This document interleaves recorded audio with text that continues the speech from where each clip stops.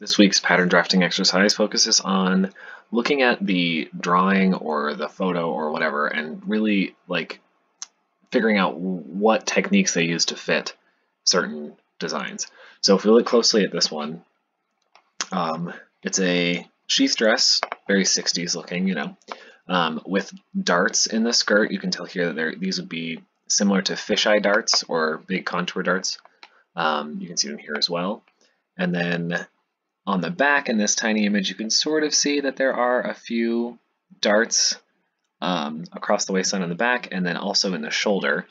So I'm going to leave those into these patterns when I do that. However, the interesting thing about this design here is that you can see these lines on the bust here that are responsible for shaping that upper portion, this other color block piece.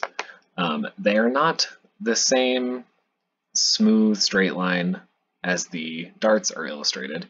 You can see here that there's a little bit of a straight line and then what looks kind of like a loop.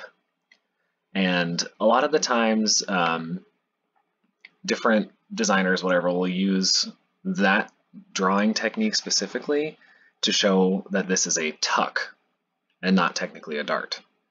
So in this video I'm going to show you what I would do to draft a single tuck above on this line. I know this one has two, but that gets into a whole different world of weirdness. So we're just going to do a simple sheath with this pointed line here on the high waist, and then one tuck dart, and then I'll add the darts, or I'll keep the darts the same as they are on the back of the skirt and stuff too.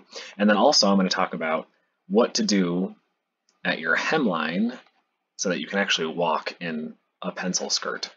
So these are two very important things: the distinction between darts and tuck darts, and then how you're able to move in your garment. So here we go. I've got a basic sheath pattern with darts in several places. I think I'm going to move this side dart to the neck. I mean, I don't really need it. Maybe I'll just leave it where it is. It'll be fine. For now, though, I'm going to draw a box at 5 inches. Oops. And that's going to be my center front point. And then I want another one at 3 inches at the center back. I'm just going to change that up here, make that 3 inches, and then line it up here. And so this is going to dictate my curve that goes from here across to the center back. I am going to do a point at this intersection and then angle it down, and then I'm going to do this and make it as perpendicular as I can. I already kind of don't like the shape of this. I want this to be pointier. So I don't want so much of a scoop there. That's a little better. So this is just a reference point. I will use this to figure out where my points live, and then I'm going to get rid of it, so you're not going to see it on the final pattern. It'll split the two pattern pieces apart at these places. Okay, so as I've done in other videos, I'm going to add some anchor points to my bodice pattern. And since these are separate pieces here, I'm going to do the same on my dart legs. If I use the right key, which is the plus key, not the minus key. And so it looks like now I've got a bunch of points there, which is good. I'm going to do the same thing over here before I delete my guideline, adding points here, here, here, and here. Although it looks like I just added points to my line and not my pattern. It's kind of obnoxious that Illustrator will do that.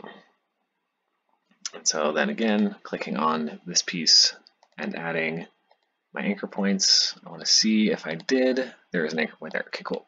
So this line, bye-bye. I'm going to go through with my snipping C tool, and I'm going to cut here, wherever that other anchor is there, and where was it? There. Okay. Now these are separate. They should be. Sometimes when they're in the same group, it doesn't want to cooperate. There we go. Not that part. That part. I'm going to scoot these up just so I can see them better. I'm going to connect these with my pen tool And now I've got a solid shape here. Again, same thing. I've got a solid shape there. Cool. That's the basic there. Do the same thing. Cut there, cut there, cut there, and cut there. Fabulous. Again, Control-Shift-G to ungroup, and then grab these pieces, scoot it up one, and reconnect with the pen tool. Reconnect the bottom with the pen tool. All right, so this is your basic pattern. You've got a high-waisted skirt with a contour dart in the front and the back, a little bit of a curve here, and then some darts above those lines to fit them a little better. All right, something I want to do is widen the dart at the bust, and I'm going to do that by finding our bust point, which is here, and I'm going to move my anchor straight up to there, and I move this anchor straight over to here. Now, in some of the other videos you've seen me do this before. I don't like that handle, it's going away. I'm going to cut these anchors where I can. Get rid of these guidelines because they get in my way. I'm going to cut with the C tool. Now, which one did I cut? Oh, good. I wanted to cut that one. All right, let's do this a different way.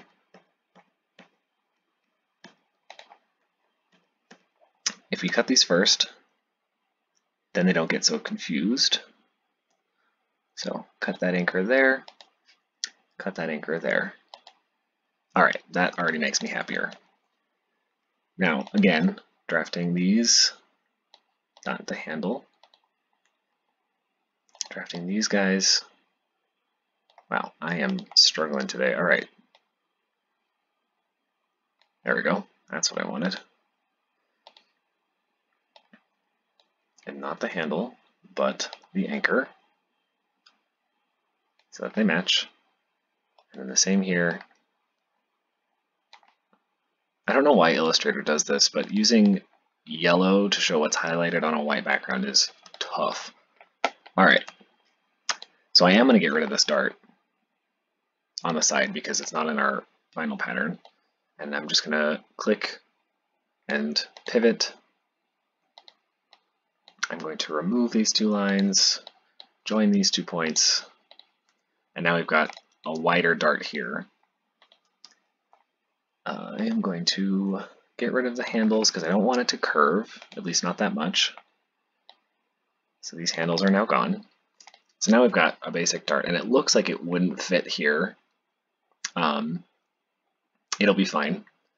These pieces should all be the same length. These for sure are pretty close.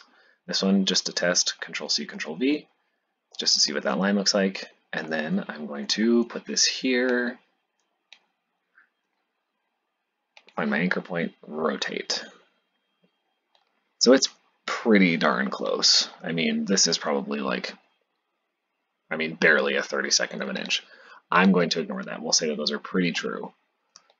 Truing is the word that we use in pattern drafting language to make sure that different lines match. So I will have to true the points of my darts, especially above the waistline, just because of how I cut this. It's not a straight line that goes across, so these points need to be edited. I will do that by using my direct select and then Control-C, Control-V. There are probably easier ways to do this. The document info tool is great for that. However, I can't show you that on this for some reason. My computer does not record it. So, and to see how it's a little bit bigger, so I'm just going to drag this up so that they match. Brilliant. Get rid of the extra funky line that I used to figure that out. And so it's a little bit different here and there, but that's fine. That's what I wanted. Same thing, this one's a little taller. So, do I want a little taller or do I want a little shorter? I think I want a little taller. Again, copy paste, match it up to that anchor point that's there, click, rotate, and again, just a smidge. This one's more important than the other one, though. Earlier when I said that it doesn't matter for that 32nd of an inch. For the side seam, for that seam it didn't, but for this one it does. Much better. All right. So this is pretty much our basic pattern here. We've got contour darts front and back. This one has 2 darts here. I'm not going to worry about that. This is just to show you that this is a different feature than a regular dart. So what I would do, this is for a tuck dart. I'm going to take a box guideline like I normally like to do, one by one, and I'm going to place it on this line and match it up to that point. Use my rotate tool and click that point, and then match it to there. I like that. And then on my dart legs, I'm going to add a point where those intersect. Same thing over here. Matching it to the base point here, using the rotate tool, click, pivot, and then using the, well, hit A first to click the dart, adding an anchor point on the dart line, and now I can get rid of this box. Okay, so the main difference between darts and tucks, darts you stitch the entire line, and it gives you that nice smooth spot.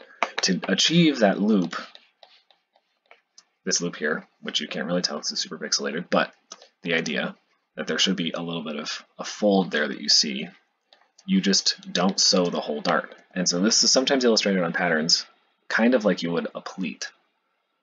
So it looks like I can get it to do the thing I want it to do. And sometimes, again, our guidelines get in the way. I'm going to do this, and then because I added these 2 anchor points here, once I remove that, and remove that, I'm going to rejoin these. This is what our tuck dart is going to look like. So usually I don't draft the dart point all the way up to where the bust point was, because you get a pointy issue, which unless you want to wear a bullet bra, that no one really wants to see the point like that. But in this case, because I'm not stitching it all the way up here, I wanted this to be a little higher. So you would end up sewing an inch up on both sides of this, and then leaving this extra space here open. And that creates that little loop that happens on a tuck dart. Different from a regular dart, which is a smooth line all the way up and down. This is a little bit of a pleat that you sort of fold the excess, kind of like a box pleat on the inside, and that makes that little loopy thing happen. Okay, so that's really the only difference between this regular dart and then what this loopy thing looks like here. So another thing that's really important, and you can almost see it right here, how there's more of a shadow on this line, all pencil skirts that go below the knee must have some sort of device to enable the wearer to walk. So by that I mean there needs to be more space around the circumference of your hem than what is given in this pattern. How I'm going to do that is what's called a kick pleat or a vent. And so that's easily done. I'm going to draw a rectangle that is 2.5 inches wide by 7 inches tall, and give it a stroke so you can see it. I'm going to line that up to the base of my back skirt pattern. This is probably more of a traditional way of doing this extra space in a pattern, but sometimes, a lot of times you'll see like a slash, or a slit. This is more of the retro version. You find this a lot on men's blazers as well. Anything that needs just a little more space around your seat or your knees, places that bend. So here's the basic idea for that, and I'm going to remove some points of this so that I can glue this, for lack of a better term, to my skirt pattern here. And what I'm going to do is draw another square that's the same width as this, and I'm going to remove that anchor point so that I can get a good 45-degree angle there. And then I'm going to delete all these extra points. All right. So the way that you would sew this, you would come down this line and sew together the outside edge of your kick pleat vent excess. And then this becomes a fold line. And then this is folded into the inside of a skirt like a box pleat. And that way you've got what I've given is 5 extra inches of movement below the knee area so that you can actually sit down. What I'm going to do here is get rid of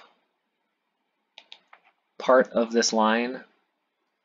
And really what this will do is make it so I can easily make a solid pattern piece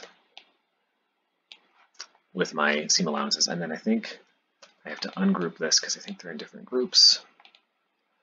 Not sure what's going on there.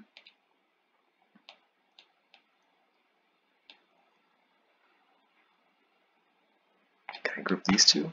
Why won't it let me do that? All right, well, sometimes that's super strange and it doesn't like to cooperate. Select all of it, Control-Shift-G, Control-Shift-G, Control-Shift-G. Sometimes if you hit it more than once, it'll do it. For some reason, it still doesn't like me. Control-J. Nope, not a clue. I'm not exactly sure why. But also, sometimes if you scoot it, I am not sure what's going on there. Anchor point floating in space. All right, I'm not really sure, but when you're doing your object path, offset path to get your seam allowances, you want to make sure that you don't have a weird line in the middle of that, or else it's just not going to work the right way. I'm going to remove our guidelines so we can see what's happening. Select all, even this, and object path, offset path, ½ preview. You get some weirdness because the skirt back pattern is not completed. Okay, let's try this. We're going to scoot these out of the way because these ones worked. This one even worked. I have to figure out what is missing. I think it is just these. I don't know why it doesn't want to do it. Well, neither here nor there. I'm going to just draft a kick pleat based upon these guidelines.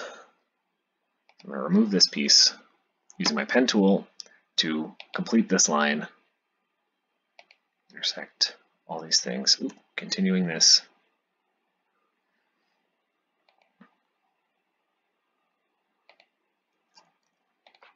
And because it doesn't like to connect things that are on a point or on a guide, I'm going to do it like this, remove my guides, and now we've got a solid piece. Now I can do select all, object, path, offset path, ½ boom. I usually like to take that little funky dart inside thing and remove it because you're not going to cut that away in your pattern. Whoa, whatever I just did was very strange. All right, so this is your basic sheath dress with color blocking and darting in the back and in the skirt here. This is a tuck dart, which is shown on patterns by a straight line with a loop at the end, and then a kick pleat, which adds excess to the base of your skirt, your hem of your skirt, so that you can actually move your legs. Or, like I said, if you're doing a fitted jacket, they put them in the center back or the side seams of like a blazer so that you can sit down so that it flexes around your seat when you sit. So if you want to do something more bodycon, if you made something similar to this out of a very stretchy fabric like a jersey knit or something like that, you may not need this kick pleat. However, it's likely that it'll start to scoot up your body as you walk if this is just straight down. You need that excess so that it can flare and flex when you move your legs. So that is how I would go about making this 60s color blocks sheath dress. Please let me know if you have any questions, and if you like what I did here, please subscribe to my channel. Thanks for watching.